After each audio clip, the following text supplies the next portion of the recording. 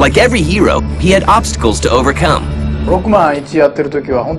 And they said, there's no way this will sell. But the rewards were great. If they didn't have Mega Man, I don't even know how they'd be surviving today, honestly. Learn the secrets behind his power. It's about one thing. And it's always about one thing, blasting. It's a huge cast of characters that any kid can enjoy. Everybody loves Mega Man. And meet Inafune, the man behind the Mega. I had no idea my luck would go this well, that this character would be this great and last this long. So yes, it was a huge surprise for me.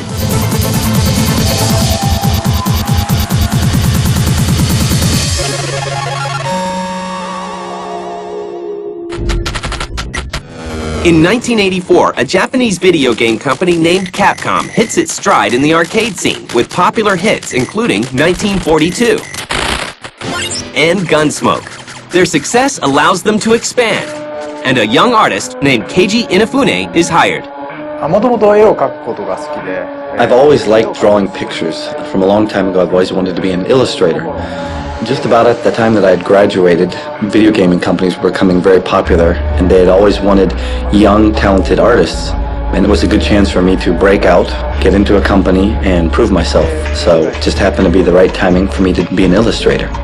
Inafune goes to work on Capcom's newest arcade game. The very, very first project I ever did was an arcade game called Street Fighter. Then after that, when we were doing the project, they said, we're working on a new title for the home consumer division, and we'd like you to participate in that. So it was at that time I joined the Mega Man project. And the hunt for the hero turns personal. A lot of the character design for Mega Man is based upon some of the Japanese cartoons that I saw when I was a child. And when I was making this game, it was kind of like going back to my roots, going back to my childhood when I designed it. It was very fun to design that character. And that character needs a name. Before it was Rockman, it was originally going to be Mighty Kid, or Knuckle Kid, and this is how we were doing the package. So we decided on Rockman. And in the end, it did become the States Mega Man. Actually, it's not a rock like a stone or a pebble. That was not where the name Rockman comes from. It comes from rock and roll. There's also another character named Roll. When I first designed the character, I had rock and roll in mind. That was the back image I was going off of when I designed a lot of the artwork. For me, Rockman, or Mega Man, has always been a game that's been designed with music in mind. Music's always been a very important part of the series. And just like Mega Man, even his creators show weakness. This is Mega Man 1, all the original bosses that I drew with my own two hands. When I look at it now, I think, man, I really wasn't that good, was I? If one of my character designers that work underneath me now were to bring something like that to me, I'd probably take one look and say, no way, this sucks, try again. With the characters and story in place, it's time to rock and roll. Basically, when you think about it, there's not something in the world that is just stronger than everybody else. Almost everything has something it's stronger than and something that it's weaker to. Sort of like in scissors, rock, and paper. Scissors will beat paper, but it loses to the rock. Paper will beat the rock, but it loses to the scissors. So that's how the Mega Man weapons work. And now it's time to introduce the twist. Well, the whole idea behind Mega Man was you defeat one boss, and then you go to the next boss by using the weapon you just gained. They also give players a new kind of freedom. The original Mega Man game was interesting because it was one of the first games that allowed you to choose what level you played first. It was a linear platform game like a lot of other platform games, but you had a lot of freedom up front to choose the path that you wanted to take through the game. With Mega Man, they were giving the player something to look forward to, an element of strategy, which most games back then really didn't have. Once the game is finished, Inafune has to face his own bosses.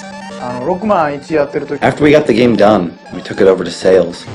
And we said, look, we got the game done, this is what it's like. And they said, there's no way this will sell. So I was really disappointed, of course. I was like, well, I tried my best, my hardest, really worked hard at it, and it didn't work out. Capcom decides to release the game in Japan in a limited amount. Surprising everyone, the game catches on in Japan. Capcom decides to bring the little robot to America. Before they cross cultures, they make a few changes. And like they say, it's what's on the inside that really counts. It had some of the worst box art in the history of video games. It doesn't look anything near the Mega Man that we see today. The box art for the first Mega Man game in the US was done very quickly. The president of Capcom US said to his marketing guy, you know, we need a cover done tomorrow. And he went out and got a friend of his to do it in like 6 hours. And that's the reason why it turned out so bad. They had some 45-year-old guy with a strange-looking weapon. Despite the cover, word begins to spread. And sales of Mega Man begin to gain momentum. The first Mega Man was indeed a sleeper hit. Word of mouth really caught on with the Mega Man. The Mega Man team begins to work on the sequel, but this time with a little extra help. This was an illustration used in a poster which said, we are waiting for everyone's ideas for new enemies. There was a contest in Nintendo Power where kids could create robot monsters for the game. From 2, we had children participating in the R&D of the game. So you really have a game kind of created by children for children. You have that child touch, actually. When the sequel arrives in America in 1989, there's already a captive audience ready to face the evil Dr. Wily. If I were to have to throw out one single Mega Man title that I really liked, I guess it would be Mega Man 2. It was probably the one game where I really felt that I had put in 100% of everything that I was aiming for. Out of all the games I've made, one of the best ones. I really liked it. Capcom, realizing the potential of the game, throws their weight behind the series.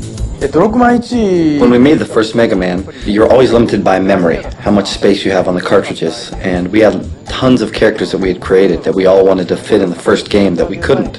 So all the characters that were left over, we decided to put in number 2.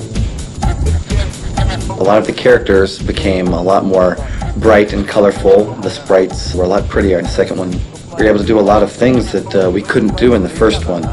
The game is popular, selling more copies than the original and ensuring that the Blue Bomber will return.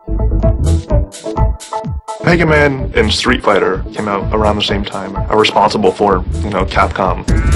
They branded Capcom, they made them a company to be reckoned with. People didn't really know Capcom as a brand until, Mega Man came shooting. With the success of 2 Mega Man games, Capcom rushes to release number 3. When Mega Man 1 and 2 and 3 hit, it was huge. I mean, they kept coming out in progression, like it was, one after the other after the other. Capcom didn't waste any time. They might not have known they had a hit on their hands, but once they did, it was immediate. Mega Man is on a roll, but Capcom's next move will be a frustrating one. In 1991, Nintendo releases the Super Nintendo, an updated version of their aging console system. But one character is nowhere to be seen. I think they continued to do Mega Man games for the NES because, first of all, it was easy to do. It was inexpensive for them to develop additional Mega Man games. All 6 of the Mega Man games for the NES use the same character animation. They have different music, different backgrounds, different enemies, different things to do, but it's basically the same engine. They got it right the first time and they just continued to do it.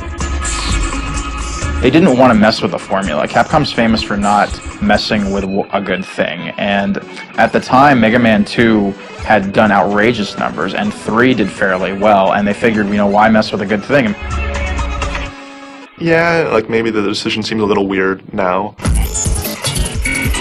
But at the time, the installed base of the Nintendo was outrageous. It was huge. So why wouldn't you want to release a new Nintendo game with, your all-star Mega Man? Mega Man 4 blasts its way onto shelves in 1991. However, many people are beginning to move on to the newer system, leaving the Blue Bomber with a shrinking fan base. Mega Man 5 is released in 1992. And Mega Man 6 hits the shelves a year later with little fanfare. The future looks bleak for the little robot. but in true video game style, he's about to get another life. By 1994, Capcom has quite a bit of experience making games for the Super Nintendo. They know that they will have to do more than just re-release older games on the new system. Mega Man needs a makeover. I guess with every system you have to have some sort of major evolution, because graphically you can do so much more. And the cool thing about Mega Man is he didn't go into 3D because you couldn't really quite yet, so instead what Capcom did was just give him a makeover and make him Mega Man X. Using elements of the original series, Capcom's designers add new moves.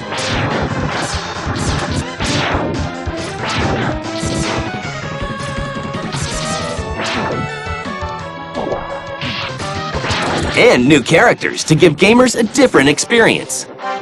Yeah, the Mega Man X series was very different from the originals. It still had the same type of gameplay. The character was similar, but it took place in a different time frame. The Mega Man X games are harder. I tend to not like the Mega Man X series, mainly because it's really hard. I feel like breaking my controller when I play them. They're much more serious in tone. The boss characters in the original Mega Man games are a little more comical and lighthearted and more colorful. The Mega Man X characters are hard and metallic, and some of those games are brutally difficult. Yet the game finds its fans. So it was this really cool techno quality to Mega Man. It was really neat. Like, all the bosses were a lot more extravagant. All the sprites were a lot more colorful. Instead of the basic Flame Man, you had like mantises and peacocks and all these really extravagant creatures and bosses that you really didn't expect in the Mega Man universe. But when they make a flamingo robotic, it's cool for some reason. Dr. Wily knew what he was doing. Mega Man X arrives in stores in 1994, and Mega Man fans take notice. Mega Man's popularity is on the rise, and Capcom releases two games only a few months apart, Mega Man X2 and Mega Man 7. For the first time, Capcom allows two separate series to continue simultaneously, both the X series and the Classic series. It got to a point where there was just a new Mega Man game coming out practically every year. I don't know if everybody was on top of that and was just continuing to buy all the Mega Man games, but the fact that there was a steady stream of games with that character in it, really guaranteed that he would continue to be successful even when the newer systems started to come out. Mega Man X3 arrives in stores less than a year later, but once again, the video game landscape is changing, and Mega Man will soon find himself homeless. By 1997, Nintendo has retired their Super Nintendo, and Sony's PlayStation is sending shockwaves through the industry. Capcom moves ahead. To mark the 10th anniversary of the Blue Bomber, they decide to release Mega Man 8, an update for the Classic series, for the Sega Saturn. Ready. Fearing the competition, Sony also agrees to release the game. But they have a condition. And Sony insisted that the PlayStation version of Mega Man 8 have something different, special, additional, that the Saturn version didn't have. They ended up including a commemorative booklet that showed all the different boss characters from various Mega Man games, just so that Sony could say, hey, the PlayStation version's got something the Saturn version doesn't have. Mega Man finally arrives on Sony's new console, but his next jump will be an unexpected one.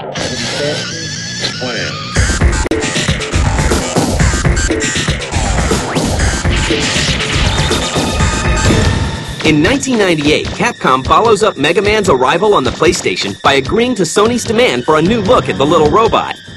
Wait a second. Where are you going, Mega Man? That's not the right way. But the overhaul will take some work. The Mega Man series is originally a 2D game, and trying to transform that 2D game into a 3D world. How would Mega Man look as he's jumping in a 3D world? How would he look as he's firing, running, all in this 3D world? So many different animations and movements you have to think about that aren't considered in 2D because they don't exist. I was going to have to say there's one particular trait about the Mega Man Legends series that really stands out. It would have to be that You're on an adventure. I'm okay, Roll. Everything's all right here. Trying to put Rockman in this new 3D world and have him interact with everything in a believable fashion, and still have all the fans think, yes, that is in fact the Mega Man that I'm used to playing as. Trying to keep that image was very difficult. It's a game that utilizes 3D, a really free world where you can go and do anything you really want to. It's not very linear. And with this adventurous world inside the Mega Man Legends series, we figured that there's a lot of different kinds of action, not just destroying an enemy or defeating an enemy.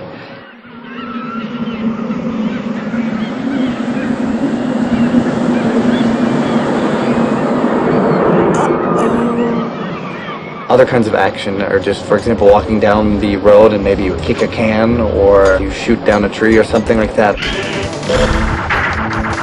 So that alone gave it a lot of freedom and made it a lot more of a huge whole new world and adventure. I think that's what really makes the Legends series stand out. Mega Man Legends is definitely, I would say, is the most underrated Mega Man game. I mean, it took Mega Man kicking and screaming into 3D gaming. Unfortunately, many don't agree. The graphics were not state-of-the-art, but they were decent at the time, and still Mega Man fans picked up on it. It didn't sell as well as the 2D games, but it was something that at least made Sony happy that it was 3D on their platform. Boy, that new engine sure is something. Completely different from the old one. Following the leap into the third dimension, Capcom begins to look for other video game genres for their star to explore. First, Capcom sets their sights on the popular world of strategy gaming with the Mega Man Battle Network series. Actually, there was two things that were kind of problematic about Battle Network #1. First of all, there was never a game of its type before. There was no pattern to follow, no rough idea to go upon. If there was any type game, it was never really successful. They all failed.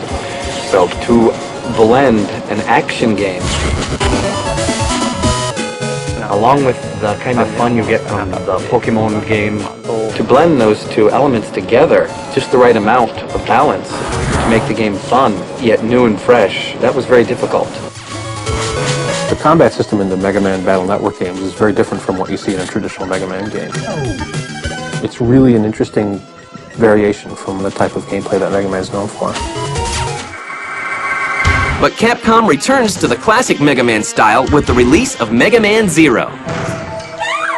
Going back to that style of gameplay, it's a lot easier to understand what you have to do when you go into a game like that cold and you just pick up the controller for the first time.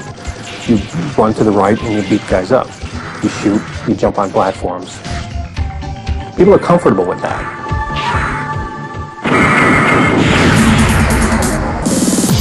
In 2003, Capcom celebrates the 15th anniversary of its beloved character and releases updates to all three of its ongoing Mega Man series. Mega Man X7,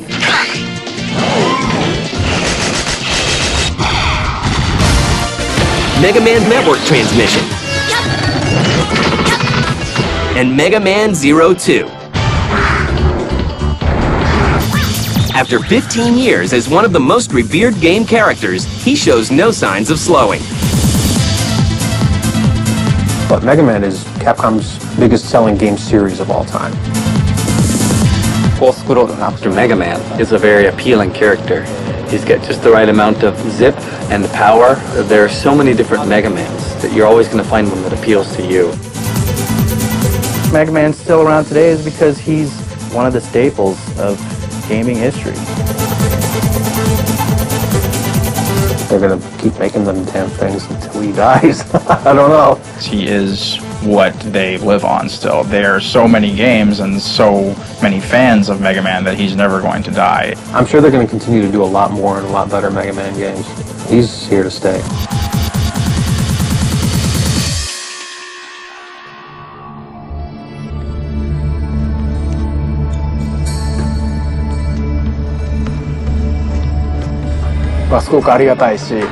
I've been making Mega Man for about 15, 16 years now. It's a long time, but I still haven't had enough of him. He's a great character. I've always loved him, and I want to continue to keep making games with him in it. There's no reason to stop if you've got something good on your hands. 全部じゃないんですけど。 As you can see, I have a lot of different sketchbooks here, and this isn't all of them.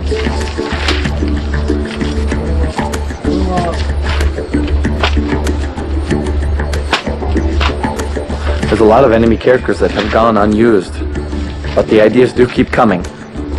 So many books, so little time.